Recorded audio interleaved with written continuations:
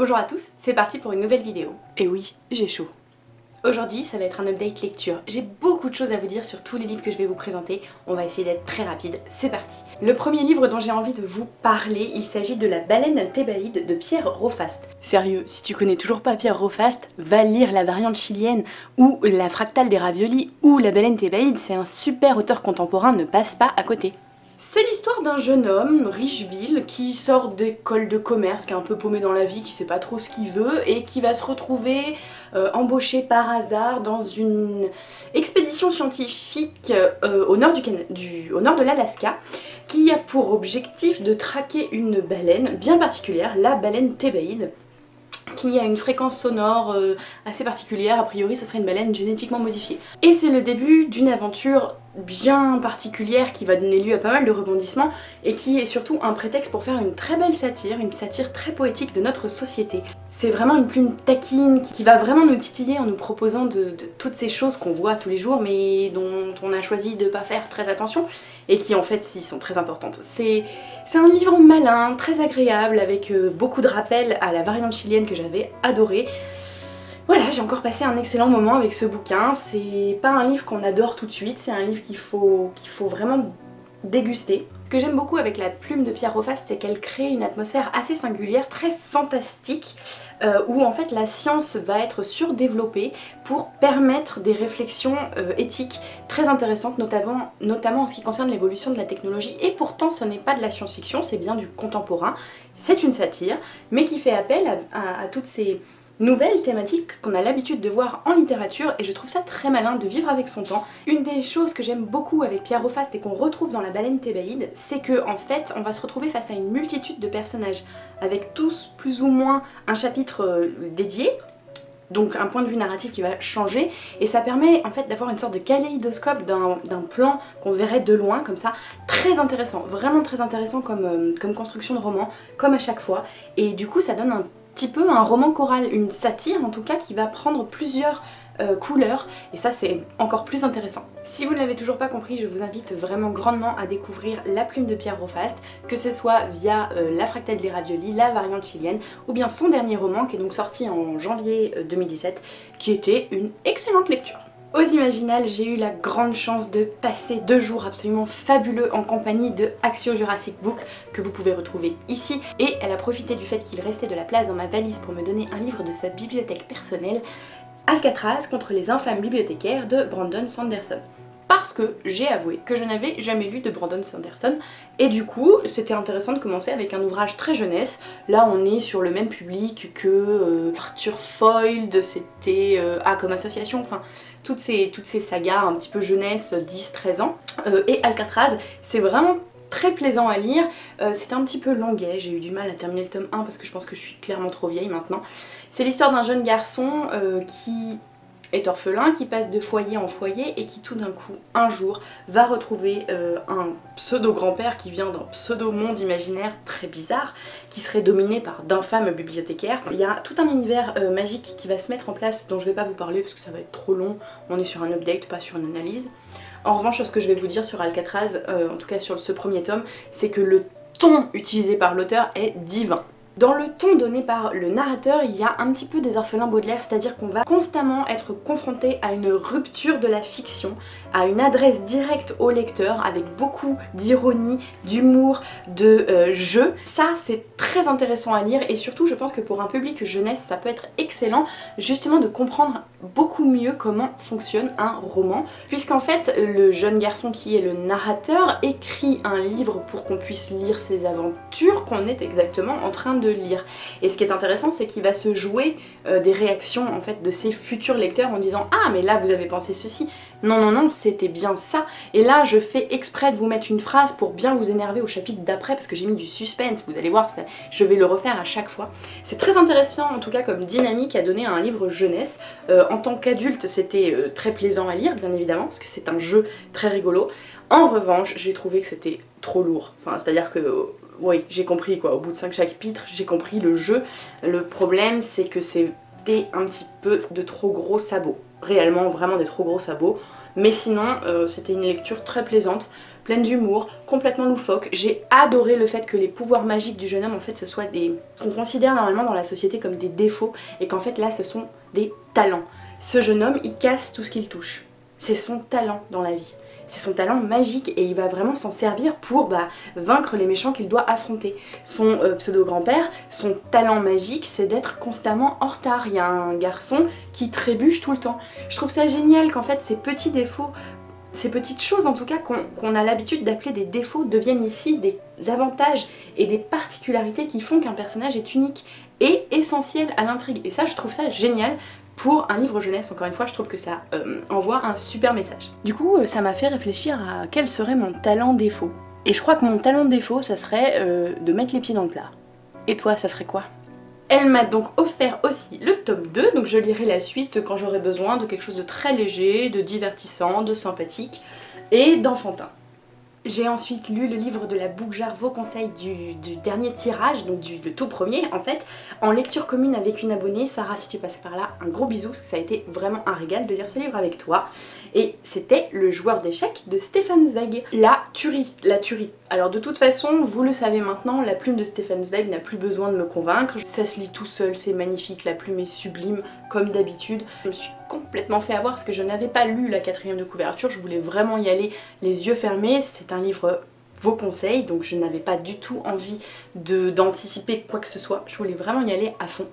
Et du coup j'avais pas du tout vu l'aspect Seconde Guerre mondiale présente dans ce livre-là. Je ne vous fais pas de résumé parce que un livre de 90 pages, si je vous le résume, franchement je vous tue le truc. Je vous dis juste donc que c'était une excellente lecture, j'ai adoré, j'ai passé un très bon moment. Je n'ai absolument pas vu venir Le joueur d'échecs parce que l'auteur joue vraiment sur ce titre-là. À vous de deviner qui est ce joueur d'échecs au fur et à mesure de la partie, j'allais dire, de la lecture en fait. Ça c'était très agréable. Je n'aime pas du tout les échecs et pourtant je n'ai pas été dégoûtée par ce livre.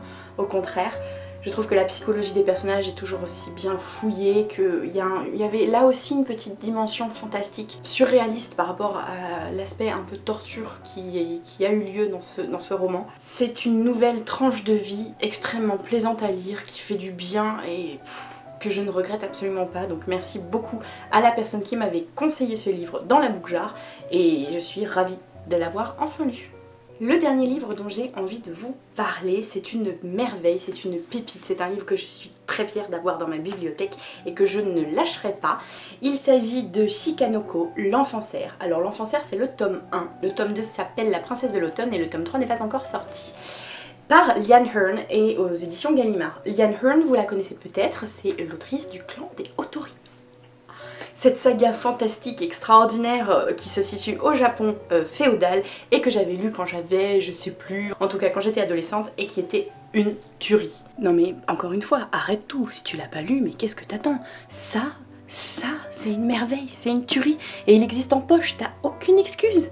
Mais non seulement c'est par l'autrice du Clan des Otori, mais ça se situe également dans le même univers et c'est présenté par l'éditeur comme étant un préquel, c'est-à-dire une histoire qui se situe avant l'histoire principale du Clan des Otori. Pour le coup, je connais l'histoire du Clan des Otori par cœur parce que c'est une saga que je relis régulièrement et je peux vous garantir qu'il n'y a aucun spoil dans ce préquel. Donc si vous avez envie de commencer la lecture de l'enfant cerf avant de lire le Clan des Otori, il n'y a aucun souci, vraiment aucun, vous ne serez pas spoilé, en tout cas pour le tome 1, puisque le tome 2, je ne l'ai pas encore lu, donc je peux pas vous le dire pour l'instant. En revanche, petit coup de gueule, mais alors monumental aux éditions Gallimard de nous avoir mis la liste des personnages disponibles en début d'ouvrage, sans nous dire, hein, c'est cette liste-là, qui fait à peu près 6 pages, sans nous dire que ça spoilait, parce que en essayant de comprendre quel était le personnage qui venait d'apparaître, parce que je ne savais plus du tout, j'avais oublié, j'avais fait une pause, je savais plus du tout qui était ce perso-là, je suis allée voir dans la liste, je me suis fait spoiler. Je me suis fait spoiler salement la suite du scénario parce que toutes les relations entre les personnages sont expliquées dans la liste du début d'ouvrage. Ne la lisez pas, passez, limite vous masquez, vous mettez des post-it, vous déchirez les pages, mais ne le lisez pas parce que sinon vous allez être spoilé et franchement c'est affreux. On se situe toujours dans un Japon féodal, mais cette fois-ci un petit peu plus fantastique encore. encore une fois un petit peu plus empreint de spiritualité et de magie ancestrale qui n'a absolument rien à voir avec ce qu'on a l'habitude de voir réellement. Ça va être encore un récit initiatique de Shikanoko qui signifie littéralement l'enfant du cerf. C'est un jeune garçon qui a été laissé pour mort à l'âge de 12 ans par son oncle qui voulait revendiquer son domaine, qui est recueilli par un sorcier suite au fait qu'il ait tué un cerf pour survivre, et on va lui fabriquer un masque chamanique, on va dire, avec la dépouille de ce cerf et avec l'aide aussi de la fameuse dame Tora dont on ne sait absolument rien, mais à mon avis ça va être un personnage ultra badass. C'est tout, c'est à peu près tout ce que je peux vous dire sans vous spoiler le scénario. Tout ce que je peux vous dire c'est que c'est un très beau récit, que c'est superbement écrit pour du young adulte, c'est vraiment génial. J'ai dit young adulte, mais attention, c'est quand même très mature dans les thématiques abordées, je dirais donc du young adulte plus. Ce que je trouve d'ailleurs très intéressant, c'est que j'ai vraiment l'impression que Liane Hearn a fait en sorte que les lecteurs de sa première trilogie puissent s'y retrouver même s'ils ont grandi. Moi personnellement, j'attends beaucoup plus maintenant d'une série young adulte que ce que c'était quand j'avais 12-13 ans. Et bien justement, là-dedans, j'ai pu projeter toutes mes attentions, toutes mes exigences, et j'ai pas été déçue du tout parce que ce que j'avais aimé dans le clan des Otori a été repris, mais surtout il a été repris d'une façon un petit peu plus complexe, poussée, plus de symbolisme, plus de non-dit et plus de subtilité. Et ça, en tant que lectrice avec un œil un petit peu plus affûté, j'y ai été très sensible, et c'est surtout pour ça que je vous dis que c'est une excellente saga. Parmi les grandes qualités que l'on peut donner à Liane Hearn, c'est que c'est une autrice qui va mettre en scène des personnages adultes, des personnages adolescents, des enfants, des femmes, des vieillards, des hommes, des prêtres, des soldats. Il y a vraiment de tout dans ces sagas et c'est vraiment génial. Il y a autant de motifs que de personnages différents, il y a autant de richesses que de pistes de réflexion. Excellente saga, et je regrette de ne pas en avoir entendu plus parler sur la toile et sur la bloco. Je ne l'ai pas vu beaucoup, mais c'est un excellent roman, lisez-le. J'ai acheté le tome 2, je vais pouvoir le lire très rapidement.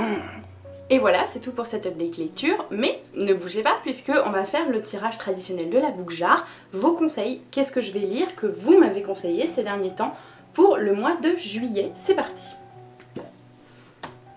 Vous vous souvenez de comment c'est? Bon, alors... suspense. Je suis toute excitée à chaque fois, c'est un truc de dingue. Pourquoi Dieu est une femme de Nin Andrews. Trop bien, et je me souviens absolument pas de quoi ça parle. Je n'ai aucune idée de vers quoi je vais, mais super, tant mieux, très bien. Un papier en moins. Et la deuxième lecture que je m'engage à faire, c'est la lecture du Miracle des loups.